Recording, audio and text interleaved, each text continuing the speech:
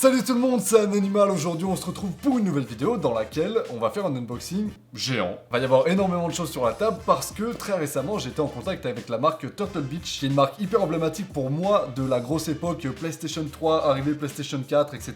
Xbox 360 aussi forcément. Et en fait ils m'ont proposé un partenariat en vidéo pour vous faire découvrir les nouveautés de chez eux. Je pense que ça amènera certainement à un concours aussi, on en parlera eux et moi. En fait je trouvais ça hyper intéressant de redécouvrir cette marque maintenant parce que ça fait un petit moment que je l'avais perdu de vue, pour être honnête. Je vais pas faire le mytho ou quoi, ça fait un petit moment que j'ai plus été dans l'ambiance gaming. Ça m'est arrivé un petit peu, mais je passais plus énormément de soirées à fond sur la Play ou un truc comme ça. Et depuis le confinement, là, je commence à m'y remettre un peu. Ça passe quelques soirées sur FIFA, et ça prend des 15-3 en live sur Twitch, quoi.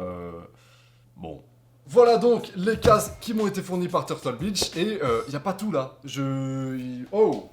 Voilà, on est sur 7 casques. Voilà, rien que ça. C'est ça que je vous parlais de concours là. Moi, je vais pas utiliser tout ça, c'est sûr. Mais c'est une vidéo qui est trop bien parce que je vais pouvoir vous présenter vraiment toute la gamme là. On a du blanc, du noir, des modèles plus anciens, des modèles plus récents. Il y a tout. Alors, je vais mettre cela de côté pour le moment. Vous allez comprendre un petit peu après pourquoi. On va s'attarder sur cela. Donc nous avons ici les Steels 600 de Turtle Beach. Ici nous avons donc la version Xbox, il existe des versions PS4 aussi. Et on panique pas, je vais vous expliquer la différence juste après. Alors la version PlayStation que j'ai là, elle est disponible aussi en blanc. Les deux couleurs sont disponibles sur les deux consoles. Et évidemment on va commencer par la base. La gamme PlayStation elle est compatible pour la PlayStation 5. Et la gamme Xbox elle est compatible pour la Xbox...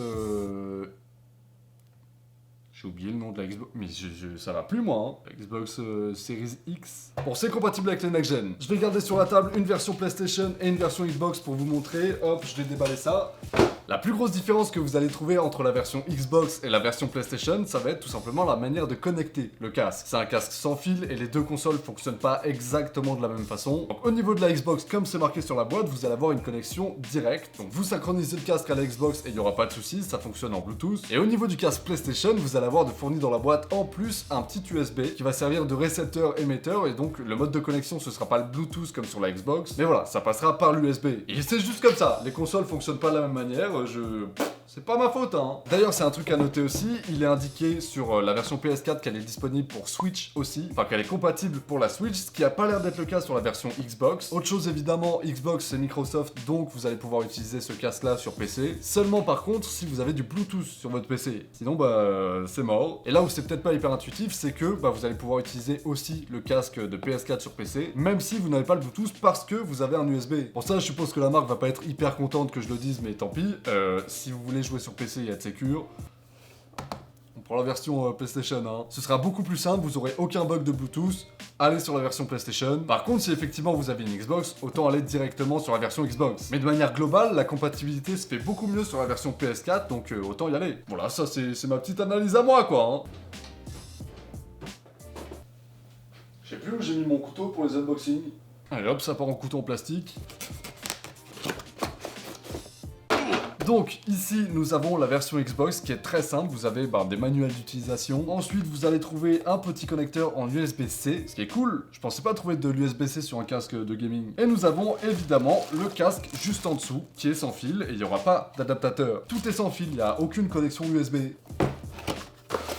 Dans la version PlayStation, pareil, vous allez retrouver le manuel. Et là, pour le coup, il y a un petit peu plus de papier déjà. On va avoir le casque, ici, le récepteur USB dont on parlait. Et en dessous, un câble USB-C.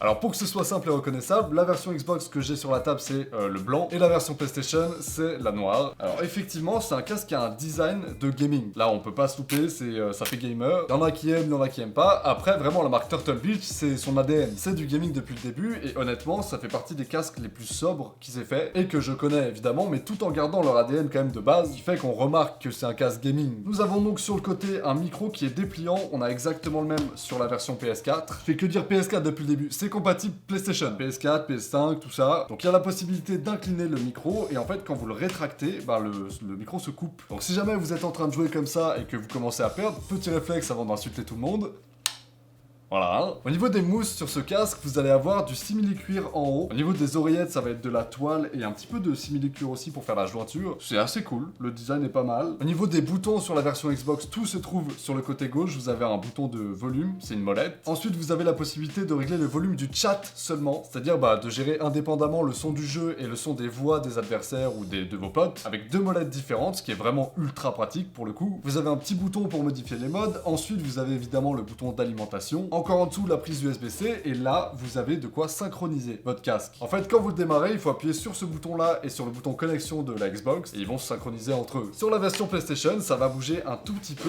puisque vous allez avoir une molette qui va gérer le son général, c'est-à-dire le son du jeu et le chat en même temps. Et la molette d'en dessous va plus s'occuper du chat, mais de votre micro. C'est vraiment, voilà, il y a une différence entre les deux. La Xbox permet ça, la PlayStation pas vraiment. Du coup, la deuxième molette sert simplement à gérer le son de votre propre micro et pas de celui des autres. Bon, c'est comme ça. Après, sur le casque, tout est pareil. Il y a juste plus le bouton synchroniser du coup, puisqu'il n'est plus utile. Le casque va se synchroniser automatiquement avec ce sur quoi il est connecté en USB, ce qui paraît hyper logique. Et là où cet unboxing est vraiment intéressant, je trouve, c'est que on va avoir accès à la version antérieure de ce produit-là. Turtle Beach m'a aussi envoyé la version du Steel 600 d'avant en fait. C'est la version qui était produite avant celle-là. Ça, c'est les versions améliorées, donc un petit peu plus actuelles. Et là, on a donc la version dinosaure en fait, hein, la version qui est juste plus en production. J'ai la version PlayStation. Hop, on va voir la notice ici sur laquelle il est marqué littérature. Ah, c'est Victor Hugo là-dedans, hein, directement. Ah ouais, ok, ça change absolument tout en fait. Ici, c'est le récepteur USB dont on parlait tout à l'heure, qui existe aussi sur les versions actuelles, mais en termes de taille, il n'y a plus rien à voir. Voilà, vraiment la différence entre les deux récepteurs, elle est flagrante. C'est effectivement beaucoup plus confortable d'avoir une version qui est petite et beaucoup moins visible que celle-là. Donc, bel effort là-dessus, hein. Il y a un truc que je viens de remarquer aussi, et sur lequel j'avais pas porté mon attention au départ, c'est que ici, tout est en plastique. Là, l'emballage, c'est du plastique qui est pas d'ailleurs d'hyper bonne qualité. Et maintenant, on a du carton. Donc, beaucoup mieux pour l'environnement, j'imagine. Après, je suis pas spécialiste en carton, hein. Je sais pas exactement comment il a été fait, mais petit step up quand même, hein. On a le câble qui est en micro USB et pas en USB type C sur les vieilles versions, et voilà le casque. C'est un casque qui, je pense, il est beaucoup plus lourd. En fait, la partie supérieure est pas hyper lourde, ça se sent, mais au niveau des oreillettes, il y a tout le poids. C'est un petit peu moins bien équilibré que la version actuelle, donc ça fait plaisir qu'ils aient rééquilibré ça. Et on peut voir aussi qu'au niveau du micro, il y a eu un petit arrangement qui fait que sur les nouvelles versions, il se confond au casque. Si vous faites pas très attention, vous voyez pas le micro, il ressort pas. Bon là, vraiment,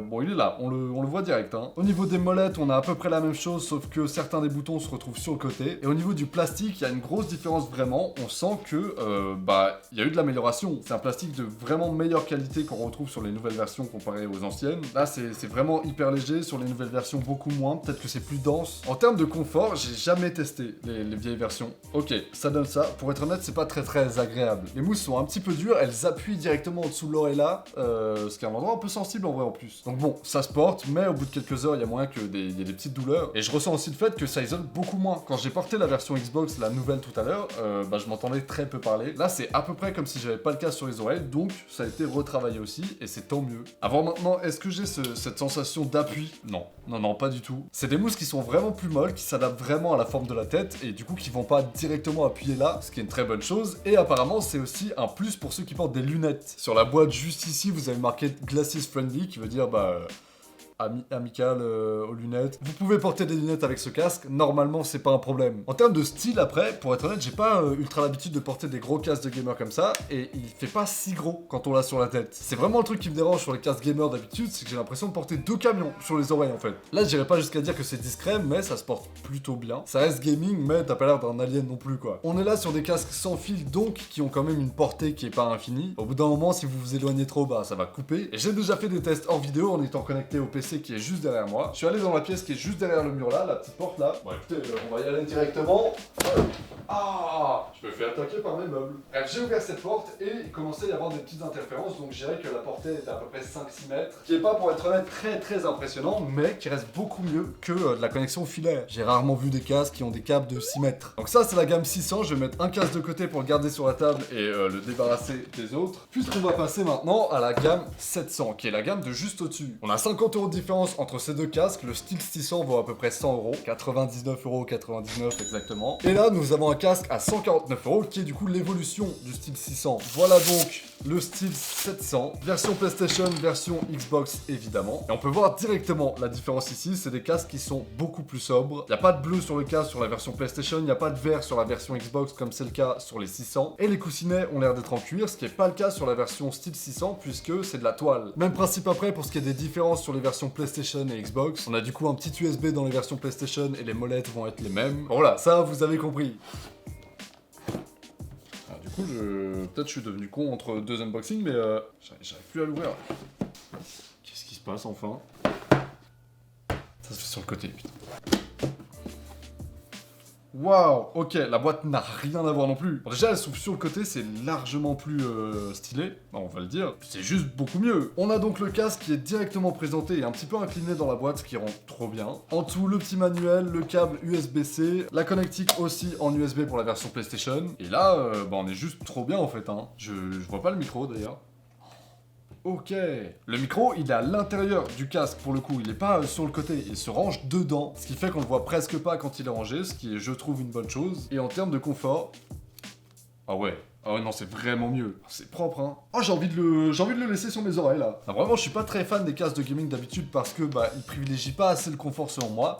Là, on y est. C'est un casque qui a l'air extrêmement confortable, qui tient bien sur les oreilles, mais ça sert pas non plus tant que ça. Bah, je sais pas comment vous expliquer ça, mais juste on se sent bien dedans. Et ça, après le son, c'est évidemment le principal. Hormis le style qui est à peine différent, la différence entre le 700 et le 600, elle est très simple. Vous avez une meilleure autonomie, c'est-à-dire 20 heures sur le style 700 et 15 heures sur le style 600. Vous avez aussi la possibilité sur le 700 de l'utiliser en Bluetooth sur votre téléphone par exemple, ce qui est pas une option qui est disponible sur le 600. Et en termes de son, le 600 est très bon. Il est hyper juste sur les aigus, sur les basses, sur les médiums. Il a un son qui est vraiment hyper précis, je l'ai testé en jeu évidemment, et le stéréo fonctionne aussi très bien. Bref, c'est vraiment un casque qui a un très bon son pour faire du gaming. Après coup, j'ai testé le Steel 700, et pareil, c'est un casque qui est hyper précis dans les basses, les aigus, les médiums, mais avec la particularité de rendre le son beaucoup plus profond. C'est assez compliqué à expliquer, mais les basses par exemple sont beaucoup plus développées, et ça donne une impression de son qui, en plus d'être précis, est complet. Le 700, c'est donc un casque beaucoup plus polyvalent qu'on pourrait utiliser dans la vie de tous les jours. Et je pense d'ailleurs que c'est ce que je vais faire. Ah ouais, à l'intérieur, on voit vraiment que ça a rien à voir en termes de haut-parleurs quoi. C'est stylé à l'intérieur. Hein. Enfin, je sais pas si ça sent, mais j'ai des a priori sur les casques de gaming. Là, je viens juste d'être rassuré. Et pour être totalement sincère, j'aimais pas beaucoup Turtle Beach avant. Après, c'était vraiment à l'époque PS3 où les coussins sur les casques, c'était, je sais pas, c'était pas une norme en fait. J'aimais pas, c'était pas très confortable, etc.